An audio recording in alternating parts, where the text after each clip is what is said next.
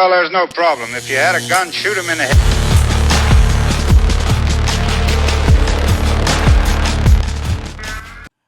All right, welcome back to Shoot Me Straight with Dave and Eddie. Today's guest, I'm been excited for. He's a dear, dear friend of mine. Closer than a friend. He's family to us. Bernie Kerik. Just to give you a background of how we know each other, Bernie was instrumental in my trial when I was going through all that. He became an advisor and then became just a very close family friend during that whole time, and we've been real close ever since. But, you know, when Bernie came onto my team, it was late into my whole deal, and I'd already been locked up for about 6 months.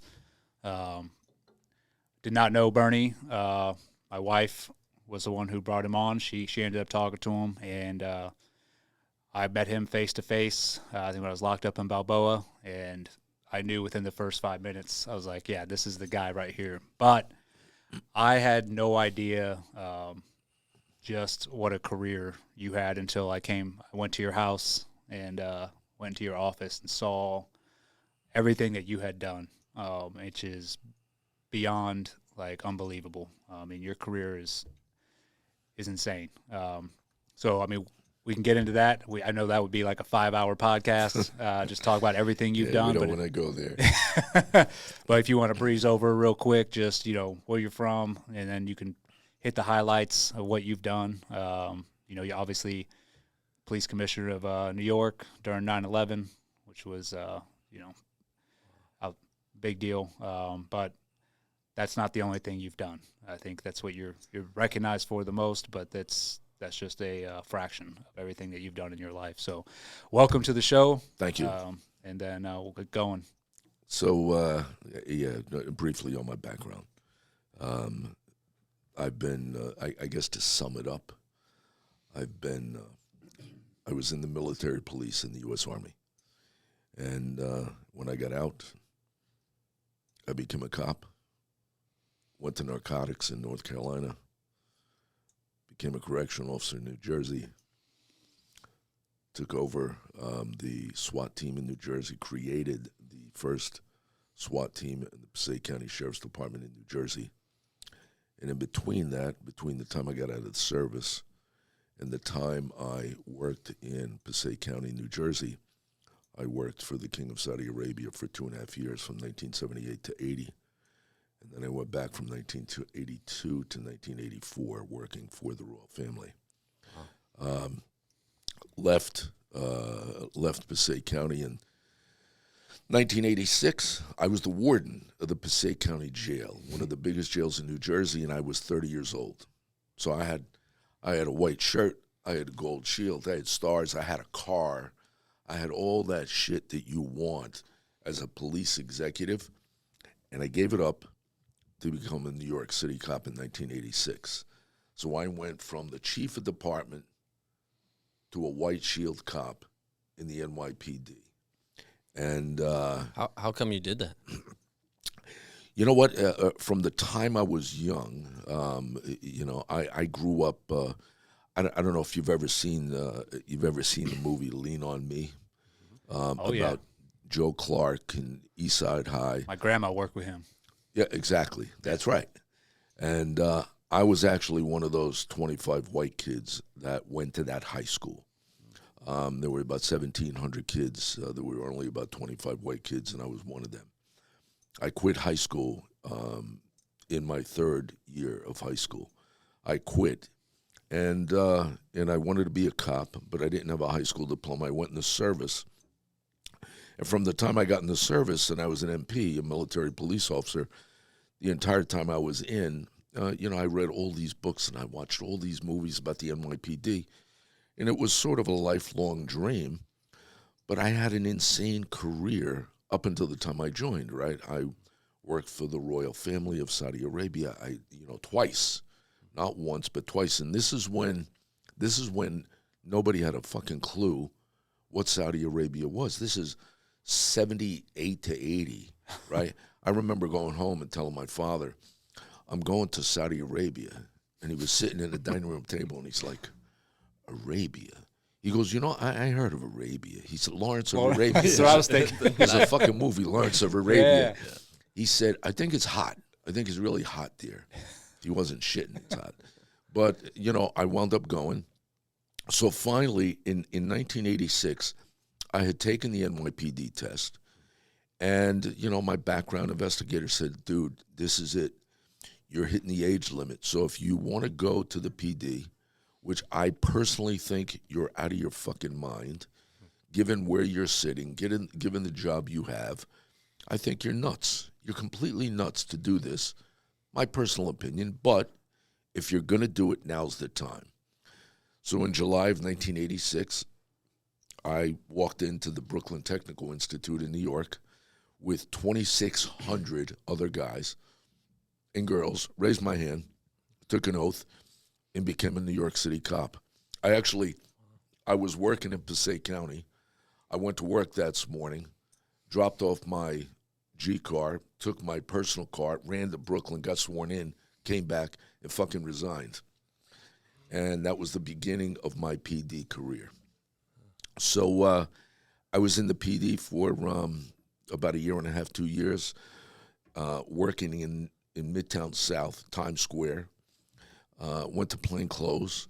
So when you guys, you're riding around New York City in Times Square and you see yellow cabs, I was in one of those yellow cabs as a cop. The plain clothes units, the anti-crime teams at the time, you'd have 3 cops in a car, in a yellow cab. 1 driving, 2 in the back. The 2 guys in the back are the runners. And we worked in Midtown. So, you're constantly, all you're doing is responding to hot jobs, right? Mm-hmm. Man with a gun, robbery in progress, shots fired, somebody got mugged. The crazy thing about Times Square back in the 80s, it was a fucking war zone, right? I don't care if you were working a day tour, an afternoon tour, or a midnight tour. No matter what time of the day it was, your radio was going constantly, right? Man with a gun, robbery in progress, somebody got raped, somebody got pushed under a train, 24 hours a day. That's what was going on. I did that for about 2 years. Got transferred to narcotics as an undercover up in Harlem, Spanish Harlem. How come y'all rode in real quick, how come y'all rode in a yellow cab instead of a cop, just so that element of surprise? Element of surprise. You're like a chameleon. You blend into the community, right? I mean, it's not really a community. It's it's mass chaos, and especially back then.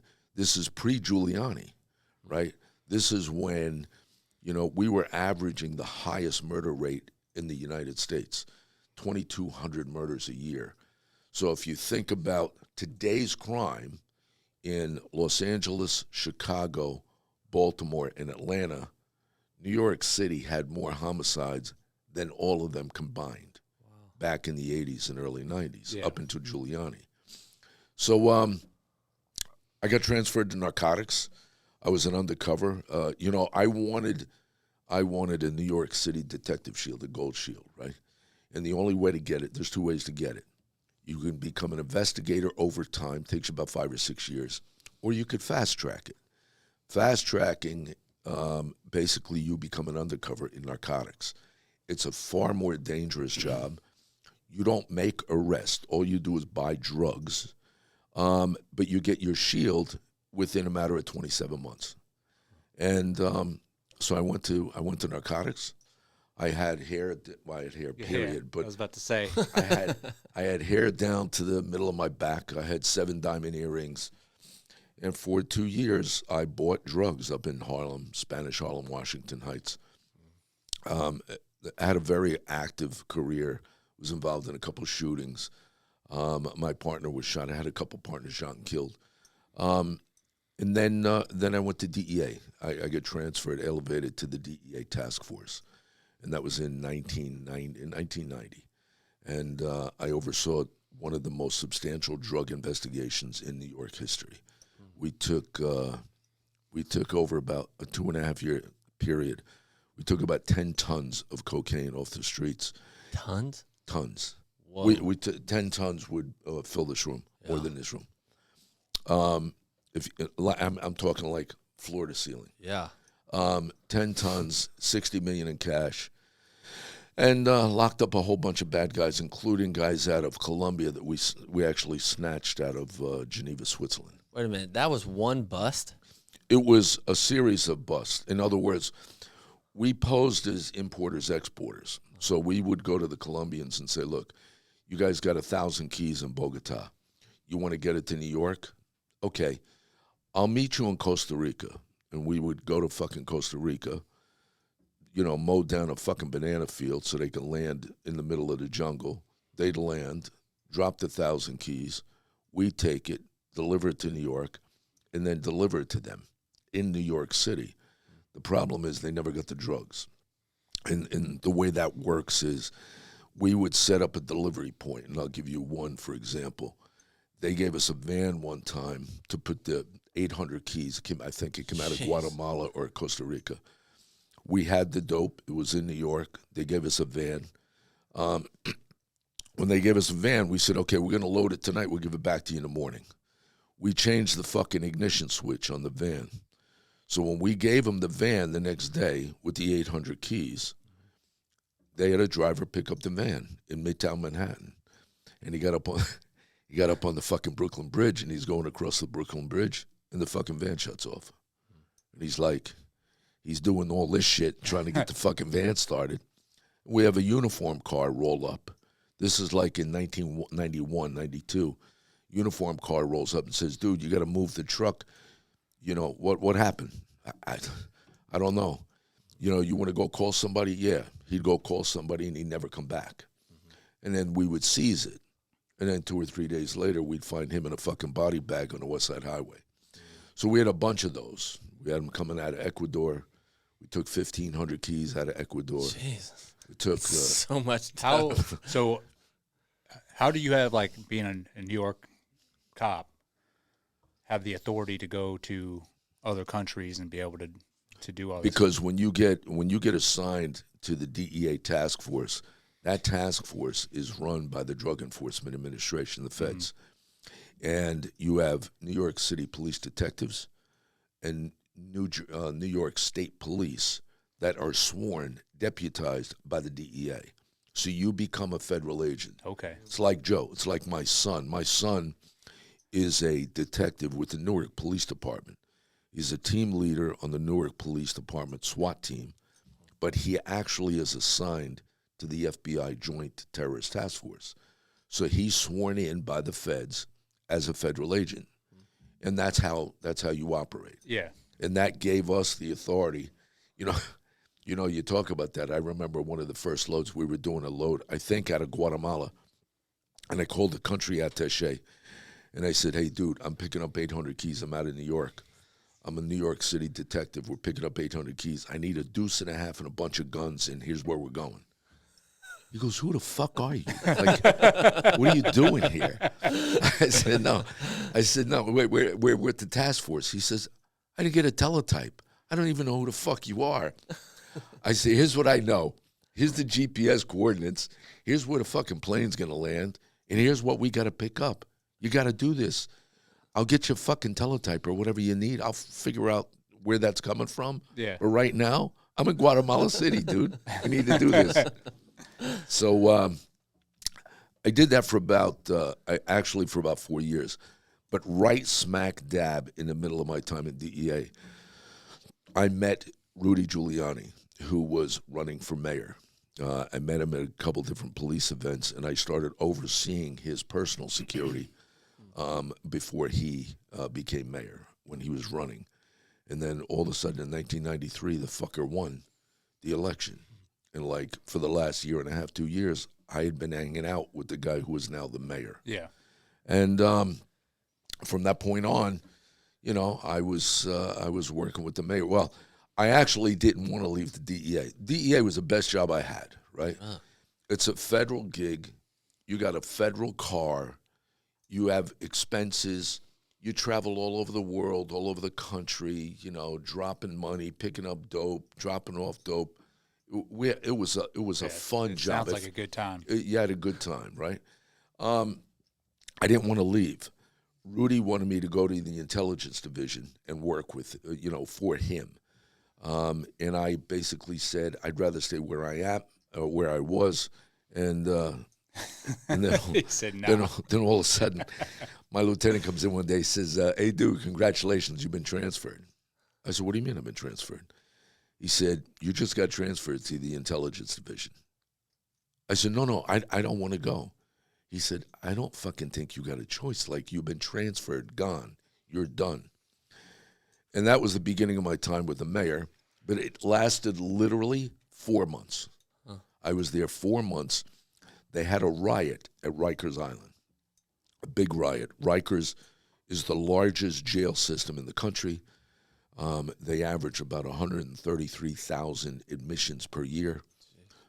They were averaging about 150 stabbings and slashings per month when this was going on. And Rudy knew that I had run a jail in New Jersey. Yeah. Right? And all my boys and everybody that knew him, that knew me, would say, when fucking Kerik ran the county jail in New Jersey, he was no joke, right? He was a great administrator, didn't take no shit, no violence in the jail. So I get a call to the mayor's house one night, and he said, listen, tomorrow morning, you're gonna go to Rikers, and you're gonna help the commissioner, the new commissioner. I said, yeah, but I don't want to go to Rikers. I left correction. I left correction to take a job with the PD. Just go for 6 months, he says. I went for 6 months. 6 months turned into actually 6 years. Wow. I started out as the executive assistant and chief of staff to the commissioner. I left. I got promoted by the mayor to first deputy. That's the number 2 guy in charge. About 6 months later, I was in that position. Only 6 months later. Wow. 6 months. I was there for 2 years in that position. And one afternoon, the commissioner come into my office. Now, I was the number 2 guy. The number 1 guy comes into my office. He says, dude, I got great news, and I think I got bad news. I said, why? What's up? He said, the great news is I'm fucking retiring. I said, wow, that's great. I said, what's the bad news? He said, you're getting the job. And I said, what do you mean I'm getting the job? I said, how do you know? He said, well, the mayor asked. He said, I went to see the mayor this morning. I told him I was putting in my papers. And he says, is Bernie ready? And I said, yeah, of course he is. He does it already. He runs shit already. And I took over the department as commissioner. And I was there for another 2 years. Did you want that at the time? Did you want to be a commissioner? Look, everybody wants to be elevated. I wasn't even thinking about it, I was a fucking high school dropout from Paterson, New Jersey, Yeah, but you're from Paterson, so. No.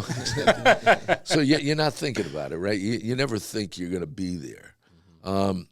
So I took over the agency. Now, from the time I took over in 1994 to 2000, when I walked out the door, we had reduced violence in the jail system by 93%. Wow. I reduced 93%. So when you went and took over Rikers, yeah. What was the framework? What did you do to start reducing and pretty much? Well, the first thing to do, down? the first thing to do is you have to understand when the shit was chaotic at Rikers, right? Fucking everybody carried weapons. Everybody, every inmate carried a blade, carried razors. I can remember guys they'd bring an inmate into my office and they'd say, "We have something to show you." I said, "What?" And a fucking dude would take a piece of dental floss he'd have tied to his tooth, and he would take that dental floss and pull it off his tooth, and he would pull it like this, and he'd pull out 6 fucking razor blades that were tied to the dental floss that he had swallowed. The fucking, yeah, they're like razors out of your razor blade. So they would take those razors, and they would melt them into a toothbrush. Yep. What am I talking about? You've been there. Scrape them into the toothbrush. Scrape them into the toothbrush, melt that shit, and then all you see is a toothbrush, right? They had all these weapons, and they would go around cutting people, cutting officers, gang jumping guys. Nobody did anything about it. And when the first major thing I had, they held a two Spanish guys held a young black kid down on the ground, and they carved LK into his back with a fucking chicken bone or a turkey bone. I forget what it was. Yeah. They gave him like 100-something stitches. And I said to my guys, I said, okay, now what happened? What do we do with these guys? They said they went to punitive segregation, solitary. I said, I know, but what do we do with them now? They said, nothing. I said, what are you talking about? I said, what do they get charged with criminally? Nothing. The Bronx DA is not going to charge them criminally. This is jail. That's what happens in jail. I said, no. I said, no. Here's the problem for me. If you took 10 steps outside of the jail, and I held that kid down on the ground, and I gave him 180 stitches, 10 steps outside the jail, aggravated assault, attempted murder, possession of a deadly weapon, there'd be 15 fucking charges that you would charge them with. But because it happened in a facility, you don't charge them criminally? No, we're not having it. We're fucking charging them. If they commit a crime in the jail, we charge them. And that was the beginning. And overnight, we started seeing reductions. And then, weapons possession and, arson, a big one in jail, as you know. They like to light motherfuckers on fire. Guy goes to sleep. They stick toilet paper in his fucking toes while he's sleeping, then they light that shit on fire, and he wakes up in chaos, right? If you wind up with any type of instrument where you could start a fire, we charge you with arson. So all that stuff that they had never done before, nobody had focused on, I started doing. And by the time I left, we had, when I took over, we had 155 stabbings and slashings the month I took over. That was our average. The month I became New York City Police Commissioner, we had one. And I was fucking pissed. We had one incident that month. Because you were holding them all accountable for their actions. Yeah. So that's just some of it, right? And then in August of 2000, the police commissioner of the NYPD. Now keep in mind, when you run the New York City jail system, I had 13,000 staff members. I had $1 billion budget, and I had 133,000 inmate admissions a year, right? Wow. It's a big job. 13,000 staff members under you. Yeah. Wow. It's about to get much worse. And then in August of 2000, I got a phone call on a Friday evening. Mayor called me and said, listen, tomorrow morning, 9 o'clock, you're going to be at City Hall. You're going to take over the NYPD as the police department's 40th police commissioner. So you don't answer it. You know who the first New York City police commissioner was? No clue. Teddy Roosevelt. Wow. So what happens when that happens? What happens is when you take over the NYPD, the mayor presents you with a gold shield, that shield. And this is a dupe of the actual shield that Roosevelt had, right? Because Roosevelt's shield was solid 18-karat gold, had 5 platinum stars, was cast-eyed by Tiffany's and another jewelry company at the time, right? If I lose that, it probably costs about $40,000 to replace it. If I fucking lose this, it costs about $70. So I carry this one instead. But you get one before you leave office. So on August 19, 2000, on a Saturday morning, I was appointed the commissioner of the NYPD. Now, when you're thinking of numbers, you said 13,000 staff. In the NYPD, I had 55,000.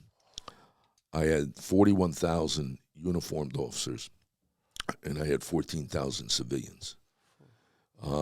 We were right in the middle of Giuliani's term. Crime was dropping. Over the next 18 months under my command, we had knocked crime down in total about a 65% reduction in violent crime, a 70% reduction in murder. in the black community, where the violent crime was, some of the violent crime was the highest, Yeah. the murder rates dropped to almost 80%. Dude, these numbers. Right. So let me ask you this then. Like, obviously, he had you come in as a police commissioner. He had already been in that seat for a little bit, right? So he'd been cleaning up, trying to clean up the city. He had two PCs before me. Yeah. Bill Bratton and Howard Safer. I was the third one. What was the same type of question with Rikers? Like, what were the actions that he took to start cleaning up that city? Well, for the first thing he did, which you'll notice never happens today in cities like Los Angeles, Atlanta, Chicago, all these radically left-winged, run cities, they don't let their cops do their job. Yeah. Right? That's why I'm asking. When we were there, David Dinkins was the mayor before him. When Giuliani came on board, I was a cop. I was a detective, and I could remember the feeling, the gut feeling of somebody in City Hall saying, okay, here's the deal. You're going to go out and do your fucking job, the job you're sworn to do. You're going to go do it, and you're going to do it aggressively. If you fuck up, I'm going to support you unless I find out it's criminal. If I find out it's criminal, I'm going to fucking lock you up. I'll give you the benefit of the doubt, but go do your job. Yep. Then he went to the prosecutors and said, do your job or I cut your money. That's it. That's what started it. Mm-hmm. And the other thing we did is we started policing like had never been done before, right? If you look at the management systems of Home Depot and Walmart and things like that, the reason they've been so successful is because they monitor what goes on in their stores on a daily basis, almost an hourly basis. They can tell you what they're selling, how they're selling it, where they're selling it, who they're selling it to.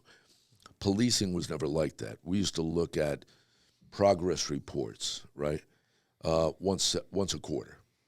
Well, if you're looking at fucking crime statistics every 3 months, the crime trends have changed 4 times by the time you actually look at them, right? Yeah. So in this case, Rudy says, I want to know what happened in New York City in the last 24 hours. So we had to create a set of performance indicators, everything from murder, robbery, the most stringent of crimes, the felony crimes, right down to the basics. How many summonses were given out yesterday? Where were they given out yesterday? Why is this spike in this location? If there's a spike here of robberies, what are we doing about that? How many cops have been moved into that area in the last 24 hours to address that spike? All these things, he was super aggressive at pushing. And slowly but surely, over the 8 years he was in office, he had the most substantial reduction in violent crime and murder in the history of this country. Yeah. In the history of the country. Dude, I love that. Nobody has done it before him. Nobody's done it after him. Nobody has replicated it in any city in this country, not like he did. Well, it sounds like you took it like a business. I mean, That's exactly right. There's a book. There's a book that was written by David Osborne. It was called Reinventing Government. If you read, this is crazy because if you read that book, and that's where a lot of his strategies came from. Mm-hmm. And I got to know the strategies because I was fucking driving him, and he would get out of the car, and I would pick up the book and read through it. What gets measured gets done. If you don't know what's bad, you can't fix it and make it good. Simplistic stuff. Yeah. But this is the stuff that these big organizations run by. That's what they run by. In other cities and other states around the country have just never gotten up to speed to realize that it works.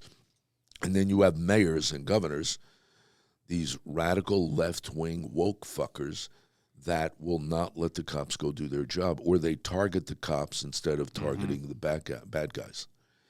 So, I did that for 2 years under Rudy's term.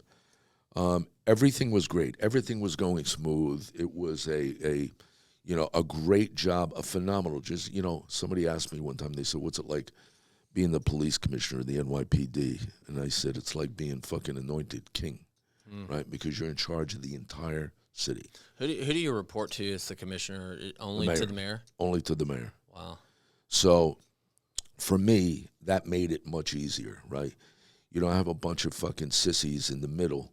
Well, I don't know. I'm not sure. Who knows? Maybe. I don't know. None of that shit. And with him, it was fucking go do this, and he's a no-nonsense guy. Go do this. If you do it, you'll do well. You'll get promoted. If you don't do it, you get fired. Yeah. Okay. All right. Those are the rules. Those are the rules. So everything was going smooth until 8:46 on the morning of September 11th. When the first plane hit Tower 1, I was in my office and was notified that there was an accident. By the time the second plane hit Tower 2, I was actually standing in front of the building. When the second airliner flies through the north side of the tower, I'm standing in front of it, looking straight up in the air, thinking, what the fuck is that? Because I didn't see the plane. The plane came from the southern end of Manhattan and blew out the north side of the tower where we were standing. Over the next 24 hours, we realized I lost 23 people that work for me. We lost 343 firefighters. We lost 37 Port Authority cops and 1,800 civilians in the most substantial terror attack in world history. And Rudy and I, took the city through that until we both left office on January 1st, 2002. And we retired. Yeah. I have to ask about this. I have to dive into this. It's so significant. I mean, even to me, right? And like for you that day, you're standing in front of the tower. You said, 8:46. Is that the time? That's the first plane, yeah. And then you're standing in front of the trade centers when the second plane hits. Like, what was your day, that whole day like? That sequence of it. I mean, was it just basically they rush you somewhere? Or? Yeah, at the we actually, when the second plane hit Tower 2, I was standing in front of that building. So my security team actually drugged me out of there. We drugged me north. Give me a fucking wedgie, dragging me up the block, trying to get out of the way. Giuliani got down there about 3 minutes later. And we walked down to West Street. We met with three of the highest members of the fire department, the first deputy commissioner, chief of operations, and the chief of department for the fire department for the city of New York. Met with them, talked to them at their command center, and we went back to 75 Barclay Street. There was an office there. Took the mayor inside so he could call the White House. He wanted to make sure that we were going to get air support. Wanted to close down the airspace, shit like that. And as we were in that office, the mayor was on the phone with the White House. They said the president's not here. We later learned he was in Florida. They said, but the vice president's going to come to the line. And as he was sitting there, he looked at me, hung up the phone. He said, shit, that's not good. I said, what? He said, they just said that they think the Pentagon got hit and they're evacuating the White House. And as he said White House, the fucking building that we're standing in, which is 2 blocks north of Tower 2, starts to go like this. It felt like a fucking freight train was coming through the side of the building. And the tower was collapsing. Tower 2 was collapsing. And it basically fell on top of us. So we were trapped inside 75 Barclay Street for about 25 or 30 minutes. Couldn't get out. Finally found our way out. It was crazy. These two little Spanish maintenance guys, like, opened a door out of nowhere, like some door looked like a closet. The door opens, then they're standing there. It's the mayor, the police commissioner, the fire commissioner. He's like, they're looking at us. And I said, hey, dude, you got keys for these doors to get over to Church Street? He said, yes, sir. I said, all right, start opening the doors. And it was like a maze. We got out of that office and made it over to Church Street and took off. I took the mayor actually to the New York City Police Academy.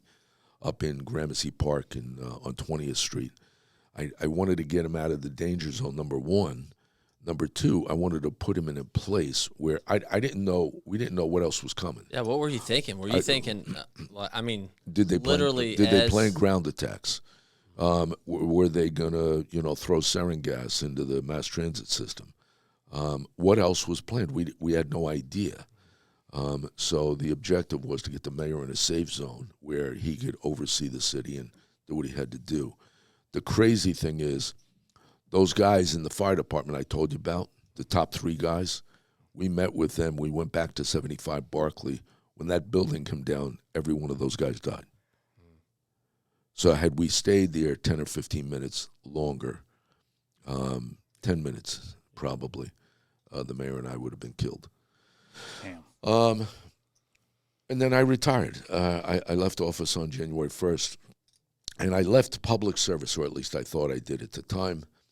I left public service. The mayor and I had a company together, a consulting group, and in May of 2003, I'm going to cut this short because this shit could go on for fucking ever.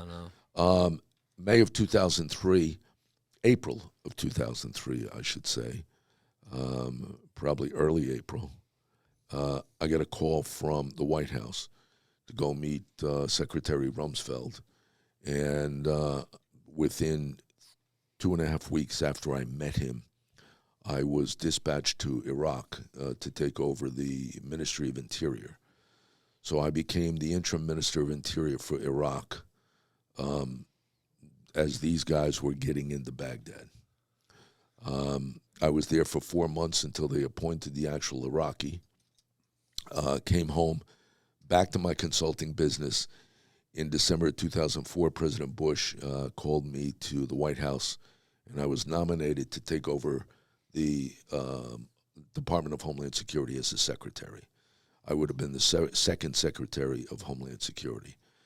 I accepted the nomination, all the hoopla that went with it, and 7 days from the day I accepted the nomination on a Friday. The following Friday, I declined and withdrew my name from consideration because I had a fucking nanny, a domestic servant, that I had paid cash to for a 2-year period, didn't pay payroll tax, and I had to withdraw. And That's because, they came after you because they knew, right? Well, they started to come after me initially, Yeah. I paid the tax. I paid the fine. I had Ernst & Young go through my taxes. I did everything I was supposed to do. I apologized to the president. What was insane for me was I was being, lambasted for having a domestic servant, a nanny, that I paid cash to. And at the same time, Timothy Geithner was being confirmed as the Treasury Secretary, and he had the same fucking problem I did. I'm watching his congressional hearings, and he's talking about what a mistake he made, and yes, I apologize. I'm being criminally prosecuted for the same fucking thing, which is kind of sickening. Because you paid cash to your nanny instead of putting them on payroll? Yeah. You serious? So I took care of all of that when I declined, and everything was done. I was all done. That was in December of 2004. Over the next year, there were a couple of investigations, and all of a sudden, fucking Giuliani announced he was running for president. And as soon as he announced, he didn't even announce he was running. He was considering running. He was going to start a PAC and consider to run for president. The feds started subpoenaing all my business records, my nanny records, all that shit. And then over the next year and a half, I was under federal investigation. I was hit with a 16-count indictment, 8 counts of which was my fucking nanny, which I had already paid the tax and the fines and the penalties. Yeah. And I got hit with this indictment. I was going to trial. I was going to fight the charges, but my bills, my legal bills, were about $100,000 to $150,000 a month, and I couldn't afford it. And in October of 09, it's October of 09. I know that for a fact because my fucking legal bill for October of 2009 for 1 month, 30 days, was $465,000 for a month. You know, my brother comes over to my house, walks in my office, and he goes, dude, I'm so disappointed you took this plea. Like, why didn't you go to trial? I said, here, dude. I took the fucking stack of legal bills, which at that point was about $2.5 million. I said, here, take it. You pay it. Yeah. Get somebody to pay it, and I'll whatever. You know, and like, everybody felt the same way. My brother, my son, everybody. I'm they sure, were yeah. like, why aren't you fighting? You need to fight this.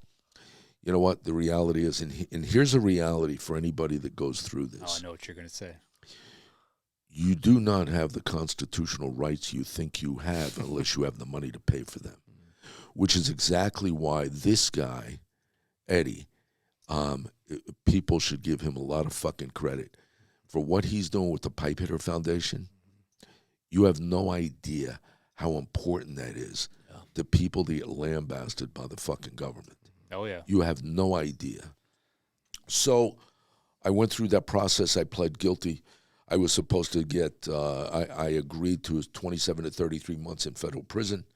And I had a judge that was besties with Hillary Clinton, Chuck Schumer, and the whole fucking crowd. And instead of taking my background, everything I just told you, all the shit that I've told you, 30 medals in the NYPD, knighted by the Queen of England, knighted by the Duke of Calabria, the medals of honor, you name it. None of it mattered. The judge gave me 48 months. So he gave me 48 months, and I went to federal prison. And I learned things about the fucking criminal justice system that I never knew. Which is exactly how we met. Yep. Because what Eddie was going through, I didn't know Eddie. I didn't know him. I didn't know anything about him, his family. I read an article about his case, and I thought, this makes no fucking sense. Mm-hmm. We train these guys to go over and kill the enemy. Yes. And then he goes over and kills the enemy, and now we're going to fucking kill him, put him in prison until the day he dies. It makes no sense. There's got to be something to it. So what I did, I've got a shitload of friends in the special operations community.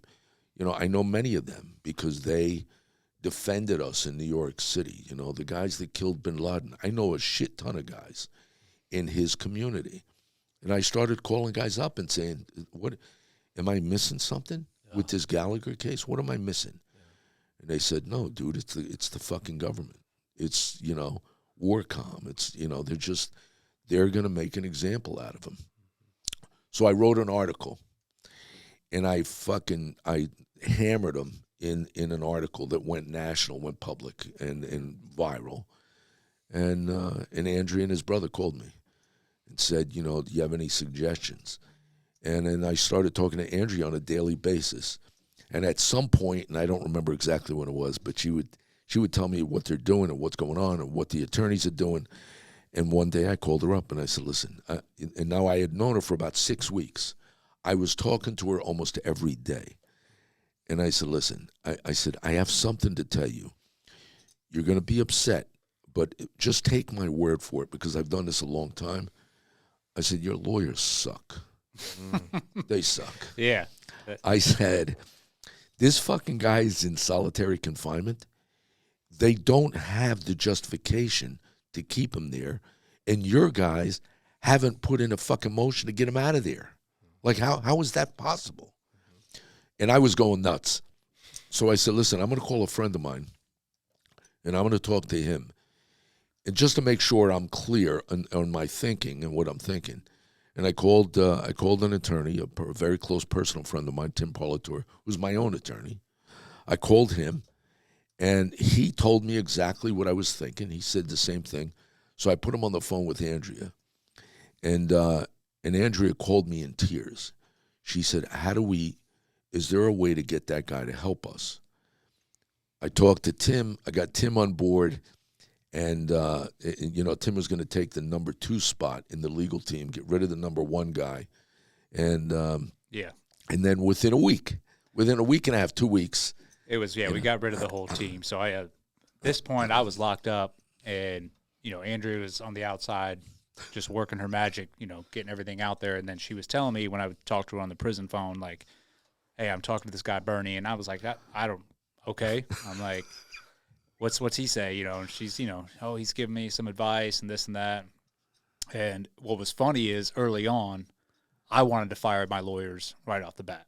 I was like, these dudes, I went to court with them the first couple times. I'm like, I'm not a lawyer, but I can tell when people are fucked up. And like, this is not what I expected.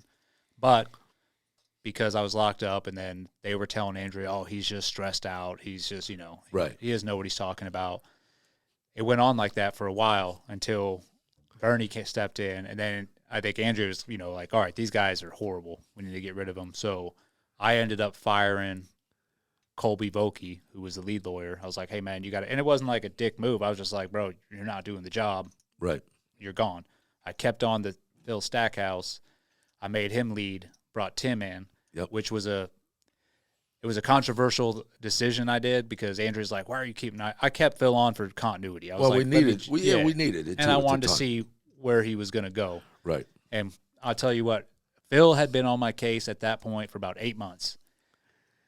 Phil and Tim were in my room discussing the case, and Tim was on it for about 2 weeks at that point.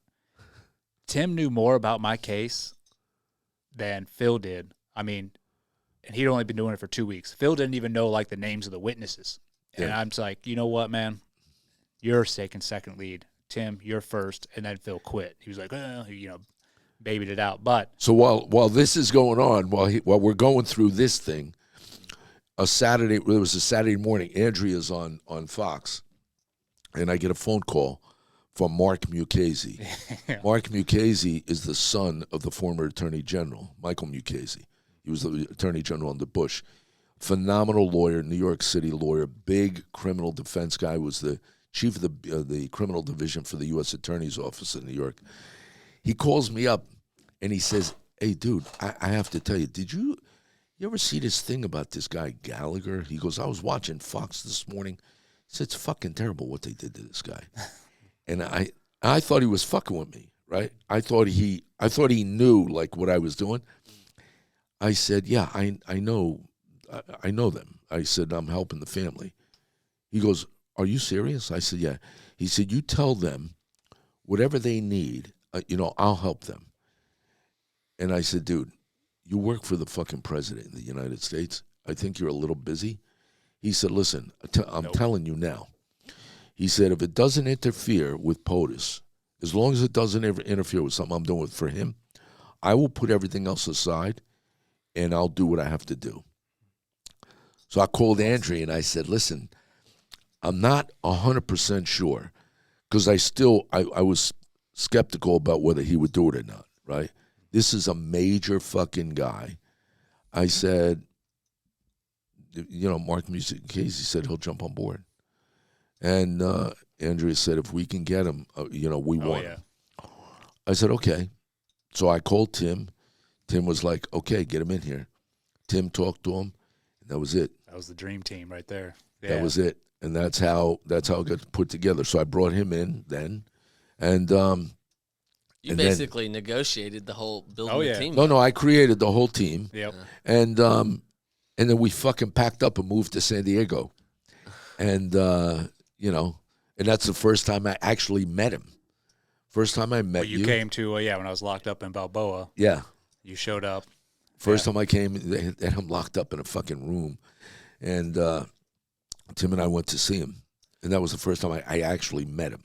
Yeah, what was that like to go from you got screwed so bad. I mean, you were efficiently running prison systems to being in the prison by getting screwed over by the government what was it like to go and be able to jump on board all in, helping Eddie? Well, you know what it was? There's things that I could see in the case, and I do it now. I do the same thing now, with Pipe Hitter. There's a number of these cases, the Darby case, Yeah. Smith. There's a number of them. Eddie and Andrea will call me and say, take a look at this.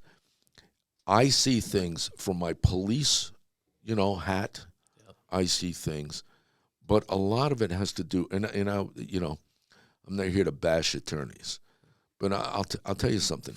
When you're sitting in his shoes, or you're sitting in my shoes, and you're standing in a fucking courtroom before a judge who's going to deprive you of your liberty and freedom, the one thing you have to have, that attorney that walks in the courtroom with you, that fucker's got to fight for you like he's fighting for your own life. Yep. And if he's not going to do that, then get rid of him. People are afraid to push their attorney. They don't know if the attorney's really doing what he should be or he's doing what he wants to do. What I do as an advisor as I did to Eddie, as I did to, for others, I basically tell him, here's what your attorney's doing, here's why he's doing it, and what you need to do right now is call your attorney and say, hey, dude, get the fuck off this thing right here and do this. You tell him what to do. If he has a justifiable reason why he's not doing it, then he'll tell you. Yep. But for the most part, Eddie and I, we had a great team.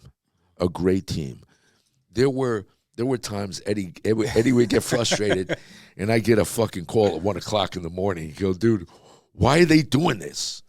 And I'd have to explain to him, here's what they're doing. And if he thought if there was something more they should be doing, then I talked to him in the morning. I said, guys, listen, Eddie wants to focus on this. We didn't really have a lot of negative. There was no negative. Not compared to what I had before. It was a complete 180. I would say there was really no negatives. I mean, when you're going through, there's a lot of frustration. Yeah, when you're going through something like this, frustrating situation. The fucking stress and the frustration is beyond comprehension. For anybody that's never been through it, you don't get it. You don't understand it, right? Yeah. When you've gone through it, I know what it's like to be sitting in that seat. I got to be very delicate here because this is an ongoing thing right now. You know what it's like to be sitting in a fucking courtroom? You're sitting there with your attorney, and the prosecutor gets up and starts talking to the judge, and he says, we want to disqualify this attorney here, Kerik's attorney, because we spoke to his former attorney, and we believe there's a conflict. And I'm like, you spoke to who? What? Who'd you speak to? Mm-hmm. What about attorney-client privilege? What do you mean you spoke to my attorney? And my attorney I'm with in the courtroom is like, the fuck are they talking about? Who did they talk to? I had that happen. So believe me when I tell you, you talk about stress and frustration, 25 years ago, as we were talking earlier, prosecutors, they would never let a witness step over the ethical line. Prosecutors would never let a witness get on the stand and lie. Today, that's all changed. You have prosecutors lying. You have prosecutors fabricating evidence. You have, if you monitor, if you look at this shit that they've done to President Trump over the last 4 years, they've done shit that I would have bet my entire life savings on would have never happened. In fact, when it was happening, I was like, no, I can't. I don't think so, dude. I can't. I don't believe that. I don't believe these major fucking U.S. attorneys, like major guys, I cannot believe they're corrupt like that. They were. Yep. And it seems like it's only getting worse. Yeah, it's I was drinking through a fire hose when I was going through it, just watching, because you grow up watching fucking movies, Law and Order, whatever, and you look at if you go to court, you're like, okay, that's where the truth comes out. That's where you swear under oath, and you're like, all right, bro, it was nothing like that. It was literally like watching the prosecutors lie on a daily basis, the judge just agreeing with them, being like, okay, and then watching the witnesses go up there and lie through their teeth. But I'll tell you what we did that was right is we stuck to the truth. we stuck to the facts, and we just combated them every single time. They'd say some bullshit lie and be like, what about this? How do you, they could not. So then they'd add more lies onto it. And before they knew it, it was like, when they took the stand, it was just watching. You know them what it's sink. like? You know what it's like for these fucking Navy SEAL, they were such sissies. They would get up there and they'd start telling a story, and Tim would get up and go, is this your phone number? This your text message, right? Well, you just said, read back what he just said. Is that the truth? Because which is a lie? Was your text message to this guy, was that truth? Or was this truth? Which one's the truth? And they'd sit there like dumbfounded.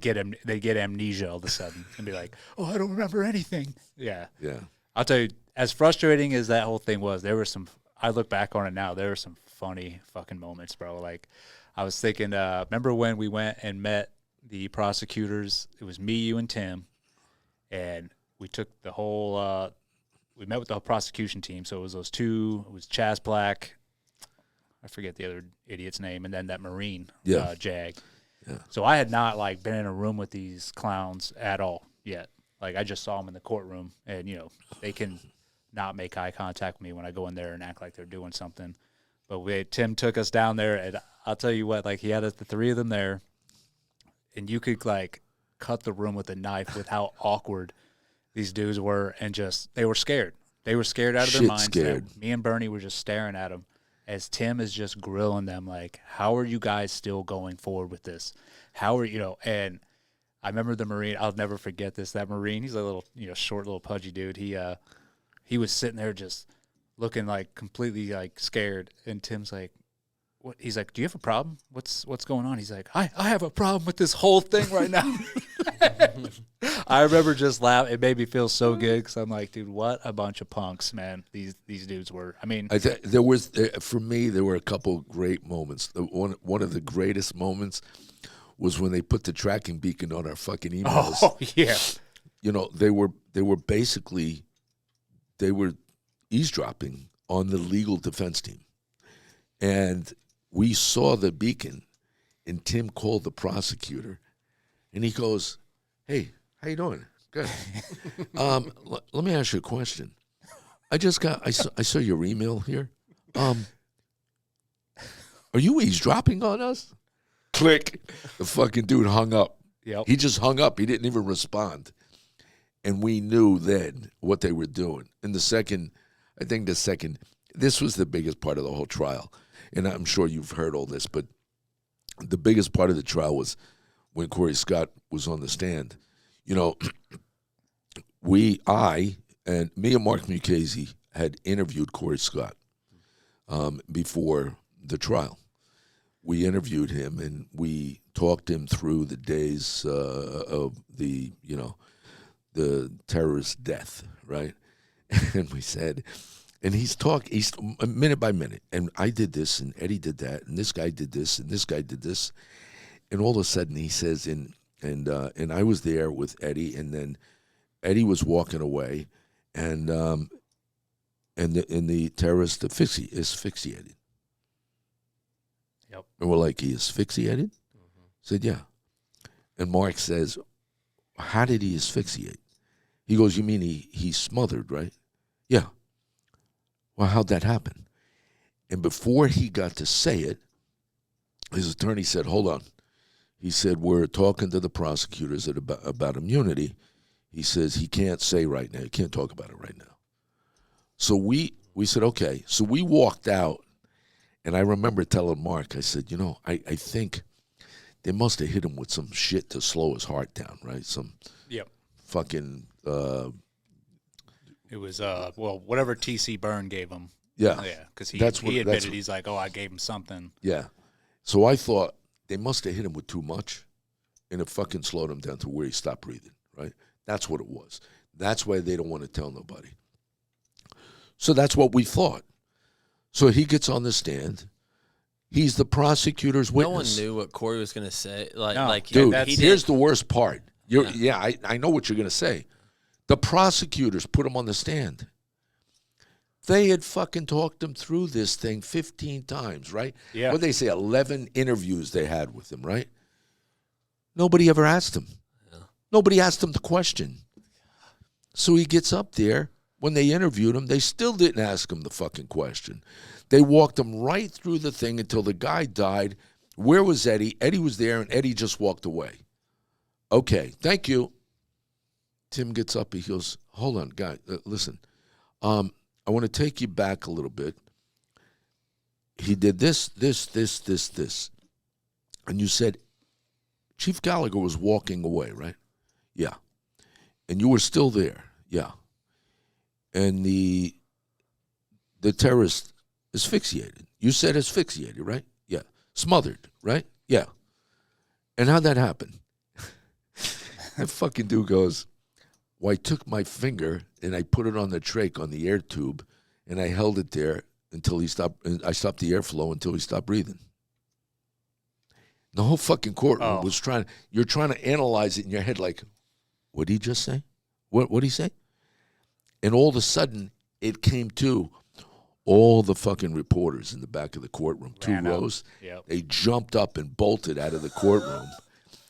Who can And get I the was story like, out first? holy shit.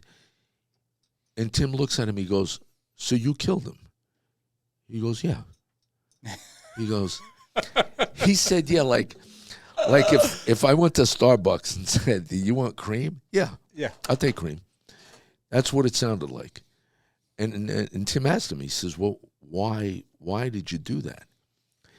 And he looked at Tim like Tim was stupid. He says, because, if he didn't die, we were going to turn him back to the Iraqis.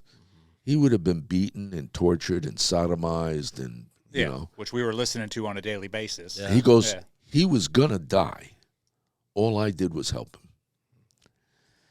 Oh, yeah. That shit was insane. It was a crazy So it was moment. just as much of a surprise to you in there. It was because you thought that they dude, were actually. I thought I knew the answer. Yeah. I actually thought I knew the answer. I was waiting for it. That wasn't the fucking answer I was waiting for. Yeah, I think that's, everybody, you had to have known what I'm like, nobody knew. Nobody knew. Nobody knew what he was going to say. We just went into court that day, and it came Which out is the way it shocking was. that the prosecutors didn't know. Yeah, even the prosecutors. And as didn't soon know. as he said it, the prosecutors tried to get him off the stand. And the judge is like, hold it.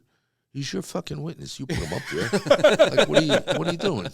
He's your witness. Corey played that prosecution like a gangster, and because they gave him full immunity. They were pretty much like, hey, you say whatever we want you to say, and so we can lock up Eddie, and that's so you can say whatever you want. And he was like, all right, and pretty much I did it, and that was it. I'll go one more story and then I will move on past this. It's probably the funniest one. When General Abbas came, and he shows up. It was like a couple weeks before trial because he flew in from Iraq, and I think the Navy flew him in. Prosecutors flew him in, so they had this guy sleeping on the base, and we go meet him that day at the courthouse, and he's pissed. He's like, they got me locked up on this base. They won't let me leave. And he's like, I want he wanted to go out to the strip clubs or do whatever the Iraqis whatever he wanted to do. So we're like, okay, and he's obviously frustrated. So it was, we were telling him, we're like, well, who promised you that you could leave? Because he was like, they promised me I could leave. And he was like, Joe Orpinski. And who was the head NCIS agent coming after me at the time. So we're like, oh, Orpinski said you could leave? He's like, yeah. And we're like, yo, you should be able to leave. So we're like ramping him up. Like, dude, he lied to you. Like, you should make a fucking fuss out of this, And so he's like, yeah. So he took the stand, did his piece, and then afterwards, he's throwing a fit. Remember, he's like, I want to talk to Orpinski. And this is like in the courtroom hallway, so it's real small. And he's like, I want to talk to Orpinski. Get him down here now. He's like screaming. And I remember just sitting there, like, me and you were both sitting there just laughing. And the prosecutors and some other freaking Navy officers that were on the prosecution, they were trying to calm him down. They were like, okay. Well, he's like, no, you get him now. He's like, you lied to me. And we're egging him on. I remember they walked up to, I was like, yeah. I was like, you guys got a problem on your hands, huh? And they're like, yeah. I'm like, I know how to calm him down. They're like, oh, do you? I was like, yeah. Like, oh, can you? I was like, no. I just walked away. You know, the best part of the general, we knew, you know, he had made several statements that Eddie was innocent. Eddie shouldn't be prosecuted. This is nonsense. Eddie's the best of the best. I mean, this guy couldn't say enough about Eddie. And we were trying to find him. Because he worked with you, right? Yeah. And the prosecutor said, we don't know where he is. What do you mean you don't know? You fucking interviewed him. We know you know. We can't find him. We don't know where he is. We don't this. We don't that. So I called a friend of mine. And I called a friend of mine that had contractors on the ground in Iraq. And I said, dude, I need to find this guy. This guy in this unit, or was in this unit, may have been promoted since. I'm not sure. But I need to talk to this guy. Within 24 hours, man, I get a fucking text message. And he goes, all right, call this number. Call the number right now. The general's going to answer. He's going to talk to you. I was like, what? He said, he's waiting for you at that number. And I called him up. And I said, General, I work with Eddie Gallagher. I need you to come to the United States. Can you do it? In a minute, whatever. I'll come now. I want to go now. Yeah. I said, okay, dude.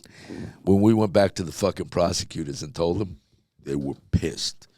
They were pissed because they figured we'd never get him. Yeah, they didn't want him to take the stand anyways. Yeah, there was a lot of crazy moments. And I'll tell you, like, you know, obviously, like you already said it, like the team that we had, that you formed, you know, that got behind us, just like he said, they were all invested to like 110%. In fighting for me, and it came to fruition, obviously, when the verdict came out. I mean, everybody was in tears, pretty much. Like, it was a fight for everybody. But I get, you know, compliments all the time, especially from teammates and everything, and they're like, dude, we can't imagine, like, you held it together, like, just your whole time going through, like, you seem so stoic and, like, this and that. And what people don't know is the reason I was able to hold it together like that was, one, obviously, Andrea. She's my rock. She's just a savage, amazing, beautiful woman. But it's also a large part due to you, because the amount of advice that you gave me during that whole time, and I mean, I didn't know what I was going through. You know, Sure. I was like, Bernie, we'd be coming out of court, you know, because the news and everything would be out there. He'd be like, hey, take your glasses off. Stop, because I put my sunglasses. Dude, I would fucking line them up. We'd be inside. We'd be getting ready to come out from the court. I'd say, okay, all right, here's the lineup. Tim's coming out. Mark's going to be behind him. Eddie, you're next. Take them fucking sunglasses off. Take the sunglasses off. Keep your hat on. We walk outside, put your hat on. Andrea, you're behind him. Andrea, you're going to step over. Andrea was also, she was like my nuclear option, because the nuclear button. I would get the guys all ready to speak, and the lawyers would speak. Tim would do most of the speaking. And then I would say, look, we have to throw a zinger. You know, we have to make sure that, and sometimes it's bad for the lawyers to say it, right? The lawyers don't want to badmouth the prosecutor or the judge or the command. Fucking Andrea had no problem bad-mouthing anybody. Yeah. So I would get her and I'd say, okay, when Tim stops talking, he's going to turn to you and he's going to say, like, casually, he's going to say, Andrea, you have anything? And you're going to step up and you're going to do these 3 points. Boom, boom, boom. And I would give them to her. She would fucking annihilate them. It was so embarrassing. It was like, she's so good. But she was perfect. I mean, she was perfect. And, but I'd get them all lined up, walk outside, hit the press. It was good. Yeah, and the biggest piece of advice you gave me, you know, I mean, there was so many gems that you dropped on me that whole time, but I remember the day or the verdict came out, right? And then I think we went back to court the next day because I got charged with the picture or whatever. Right. And after that, you said to me, you were like, listen, like, you are now a public figure. Like, you can't pick your fucking nose. Like, they are going to be. And I, like, this is not something I even thought of. I was like, bro, I'm done. Like, I was even like, I'll go back to work, you know. And I said, no, you ain't going nowhere, dude. Yeah, he was like, you are now in this realm. And I'll tell you what, that was a huge eye opener to hear, and then it served me well because like that I had to think in those terms from that point on, and that's all due to you, because of without that I've been. You'd have been out there Who knows? fucking partying and shit. Be all fucked up. Yeah. Yeah. I said, no, those days are over. Yep. He goes, well, what do you mean? I said, it's over. I said, your life has changed. Your life has completely changed. You're never going to be the guy you were the day before you walked in that courtroom. It's just not going to happen. Yep. And, it's been golden ever since. We started the foundation, and we're all still together, and Yep. Bernie's still doing his thing with us, and he's the go-to anytime we have an issue or a question, or we're just like we're not unsure of something. We call Bernie just like we did before, and it's been I love you, man. Dude, I tell you what, I have a lot of respect. You played a key figure in some of my friends, life and his families, and that you're continue helping Pipe Hitter and helping these just unjust cases. Yeah. Because there's many of them out there. And doing it with integrity, like you got guys that were willing to fight. I mean, it's all dirty, and you're doing it with integrity and truth. I mean, you have to have the experience that you guys have. Oh yeah. So we'll move on next to the next question. What are your thoughts on the indictment of former president? It's a political persecution. Look, I don't have to get into the history. I think everybody knows it. What they've tried to do to Trump since before he was elected in 2016, right?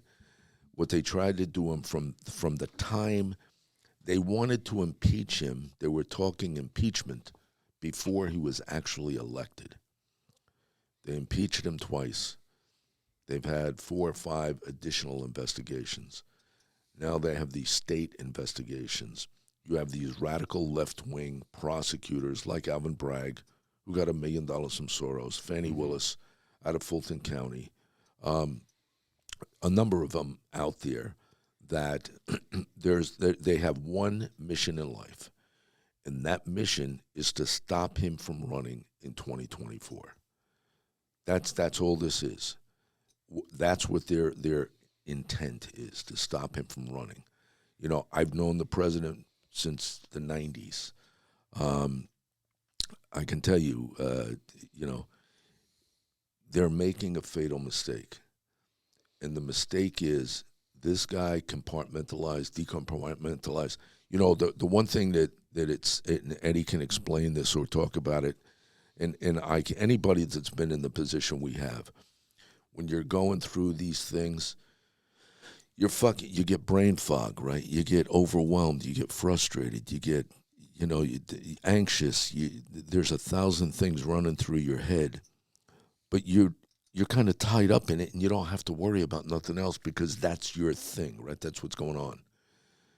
Fucking Trump, as president, this guy had an impeachment going on, another one coming, 4 investigations, congressional investigations, and would walk into the Oval Office and say, okay, get the agriculture people in here. I want to talk about this. And get customs in here. I want to talk about this. And I used to say, how the fuck can this guy function? Like, how can he compartmentalize to the point that the entire fucking world is against him, and yet he can still function and do the things he has to do on a daily basis? When I gotta tell you, I've been through one of the most substantial crises in world history. It's hard. It's hard to have that much shit going on and you focused on your personal life or whatever the case may be. If they think that he's going to stop fighting or he's going to back down, they got another thing coming. It's not happening. So it's going to be an interesting, an interesting battle. I am not a lawyer, but every fucking lawyer I talk to talks about the indictment like it's a joke. Yeah. Right? They've taken something that wasn't a crime, trying to turn it into a crime, and they're using witnesses that are, they're fucking criminals themselves, So we'll see where it goes, but I have an enormous amount of faith that the president he's just going to keep fighting and doing what he does. Yeah, as do I. I think that people underestimate him and just the strength that he has and his family has. I mean, we look to them when we were going through ours as like an inspiration. Because I remember, when you get just like, you get smeared in the media and all this shit's being said about you, you can be the toughest dude in the world. It's going to take a toll. Like, I don't give a shit. It takes a toll. Listen, it takes a toll early on. Yeah. It takes a toll early on. Because I remember when that shit was first going on, Andrea and Eddie would like be fucking panic stricken. Somebody would write some shit and they would like, oh my God, we have to address this. We have to. Yep. And I used to tell them all the time, I said, dude, here's the way I look at this. And Dick Grosso, who used to run the New York Stock Exchange, was a very famous guy in New York City. He used to tell me all the time when I would panic over what somebody was saying about me, he said, Bern, it's the newspaper. He said, it's news this morning. It's sitting at the bottom of a fucking bird cage collecting shit in the morning. He said, relax. Yep. He goes, doesn't make any difference. Nobody gives a shit. He said, just relax. And eventually, you build skin that is thick as a fucking alligator because you realize you can't stop the lunatics. You can't stop them. There's nothing you can do to stop them. Let the lunatics talk all the shit they want. Focus on what you have to focus on. And that is what Trump does. Yep. And that's what guys like him, Eddie, has to do. Because if you sit around and you worry about the shit that people say, your whole fucking life gets consumed in that shit. Yep. And I tell people it's the same premise, when we got friends on social media or whatever, and they're like, oh, the negative comments. I'm like, are you fucking kidding me? Like, who cares? You don't even know these people. Right. And it's going to be gone tomorrow. Yeah. Like, it doesn't matter. But, yeah, I guess you have to go through the ring of fire to build, like you said, build that thick skin. Yep. Well, hey, brother, I love you, man. Thank you for coming out.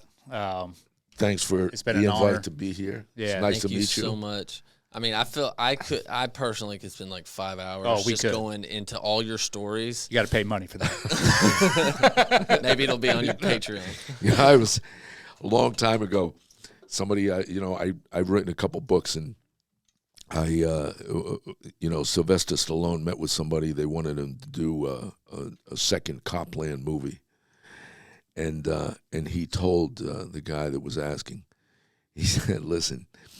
He says, we shouldn't do a Copland. He said, get Bernie Kerik's book. He said, the only fucking problem is, he goes, this guy's like fucking Rambo, but he's real. He says, but it can't be like a movie. You got to do a documentary, like it has to go on for a while.